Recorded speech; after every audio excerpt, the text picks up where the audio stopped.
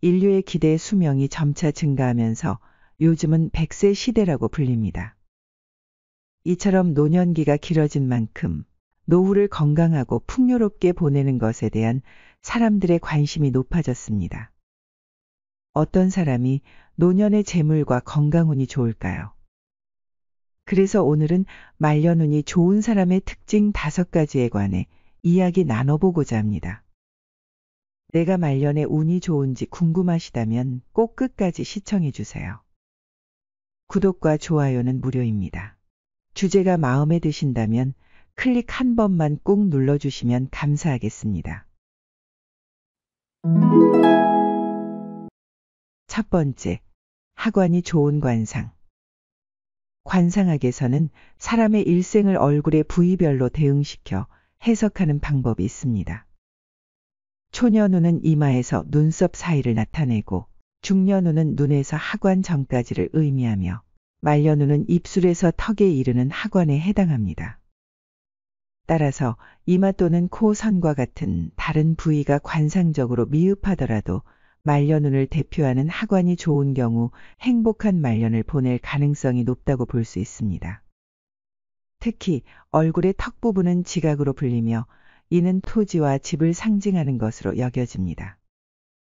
턱 밑쪽 하관을 보면 사람의 말년 상태를 파악할 수 있다고 알려져 있습니다. 하관이 뾰족한 사람은 운기가 형성되는 측면에서 다소 약해질 수 있어 노년의 가정생활에 고독함을 겪을 가능성이 있습니다. 반면에 턱이 넓고 강인한 모습을 지닌 사람들은 강한 의지를 상징하는 지도자 유형으로 여겨지며 부하 직원이나 주변 사람들로부터 인덕을 받아 재물운과 명예운이 좋아 성공적인 삶을 끌어낼 것이라고 봅니다. 그뿐만 아니라 전반적으로 마른 체형을 가진 사람들은 말년에 어려움을 겪을 수도 있기에 본인에게 맞는 운동으로 근력을 키워 노년을 건강하게 보낼 것을 권장합니다. 또 얼굴의 주름은 개인의 생활 습관을 반영한다고도 할 수 있습니다. 눈웃음 자주 지으며 웃는 사람은 눈가에 주름이 많고 미간에 짜증이나 고민으로 인한 주름이 뚜렷한 사람도 있습니다. 즉 40대 이후에 얼굴빛이 맑고 미간에 주름이 없는 사람들은 그들의 인격이나 품격이 높으며 삶이 긍정적으로 흘러가고 있는 증거라고 할 수 있습니다. 두 번째, 젊어서 고생한 사람. 관상학에서는 말년운이 좋은 사람들의 특징으로 초년의 고생을 겪는다는 양상이 나타납니다. 그러므로 말년운이 긍정적인 사람들은 대체로 처음부터 운이 금세 따르지 않는 경우가 많습니다. 초창기부터 재물운이 들어와 젊은 시기에 이미 경제적인 혜택을 누리게 되면 그로 인해 금전적인 스케일이 커지게 되며 평생 이렇게 돈을 잘 벌 수 있을 거라는 생각에 사로잡혀 대부분 말년운이 그렇게 좋지는 않다고 합니다. 이와 달리 말년운이 좋은 사주에서는 초년운이 좋지 못한 상황이 많다고 알려져 있습니다. 말년운이 좋은 사주는 대부분 대운이 30, 40대에 찾아오게 됩니다. 30대부터 50대 초반까지의 시기에 대운이 찾아오는 사람들은 안정적인 사주를 가진 것으로 여겨지며 대운으로 인해 자식에게 큰 문제가 생기거나 금전적 손실이 발생하는 일이 적다고 합니다. 더욱이 이때 대운이 찾아오는 이들은 돈을 훌륭하게 관리하는 능력을 갖추고 세상을 보는 시야가 넓어지기 때문에 말년운이 좋아질 확률이 크게 높아진다고 합니다. 따라서 말년운을 좋게 만들기 위해서는 큰 액수의 돈을 단기간에 벌려고 하는 것보다 돈을 어떻게 관리하고 투자할 것인지에 대한 고민이 더 중요하다고 합니다. 투자에 대한 관심이나 재능을 느끼지 못한다는 이들은 성급한 성격으로 투자 결정을 내리는 바람에 손실을 보는 경우가 잦을 수 있기 때문에 장기적 관점에서 자금을 운용하고 투자하는 습관을 형성하도록 해야 합니다. 세 번째, 작은 일에도 기뻐하는 사람. 어떠한 일이 생겼을 때 작지만 항상 감사한 마음으로 기뻐하며 긍정적인 사람들이 있습니다. 이처럼 사소한 사건에도 감사하는 태도를 지닌 사람들은 일상에서 내재한 평온함을 유지하고 혹여 부정적인 사건이 다가왔을 때도 화를 내거나 흥분하기보다는 차분하게 문제를 해결하는 능력을 지니고 있습니다.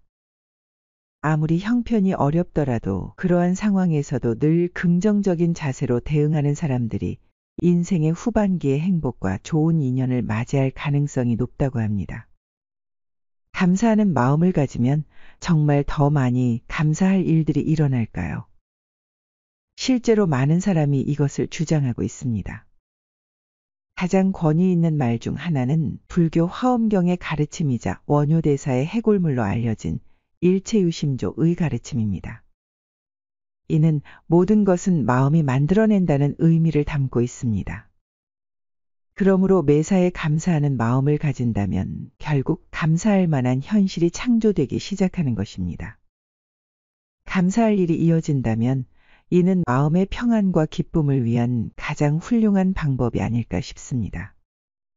지난 한 해를 돌아보며 스스로에게 물어보세요.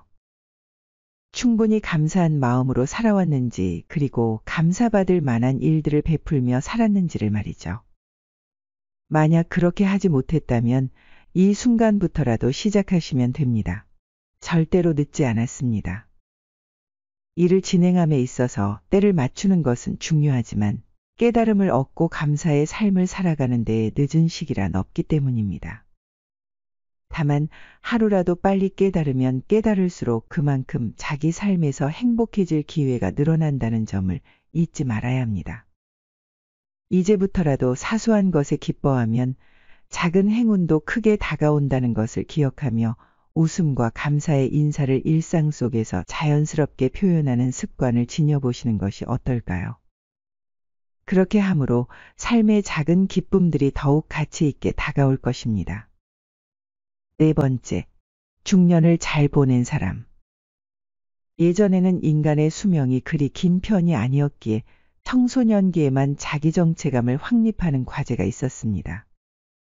이 정체감의 근거에 성인기를 보내면 곧 노년기로 들어가기 때문에 중년기는 그저 젊었을 때의 시간을 정리하고 노화를 맞이할 준비의 단계로 여겨졌었습니다. 그러나 현대 사회로 들어서면서 장수화되는 인간의 삶은 제2의 경력을 넘어서 제3의 경력까지 고려해야 할 정도로 인생의 범위가 확장되었습니다. 급격히 도래한 고령사회는 개인적이고 사회적으로 광범위한 영향을 미치고 있으며 이는 이전에 충분히 예상하지 못했던 변화들이기에 현대인들은 앞세대와 확연히 다른 삶의 궤적을 걷고 있습니다. 중년기에 진정한 자신을 찾지 못하면 길어진 인생의 후반기에 본인뿐만 아니라 가족들에게도 큰 짐이 되는 삶을 살게 될 수 있습니다. 이에 중년기는 일생 동안 잊고 살았던 꿈을 되찾고 이를 현실화시키는 귀중한 시기입니다. 이제는 사회적인 성공이나 자녀 양육과 같은 책임에서 벗어나 진정으로 자신이 원했던 꿈을 발견하고 실현하기에 적절한 때입니다. 중년의 도전과 노력 여하에 따라 후세에 누릴 운명이 좌우될 수 있다는 점에서 이 시기에 튼튼한 기초를 쌓는 일이 중요합니다. 이는 마치 농부가 봄에 씨앗을 심고 여름에 성장시켜 가을에 수확하고 잘 보관하여 겨울을 나는 것과 유사한 이치를 따릅니다. 사업에 있어서 씨앗을 뿌리는 시기와 수확의 시기가 있는 것처럼 재산을 모으는 일도 중요하지만 조성된 재산을 어떻게 잘 관리하고 활용하여 여생을 윤택하게 보낼지에 대해서도 깊이 고민해야 함을 잊지 말아야 합니다. 다섯 번째, 많이 베푸는 사람.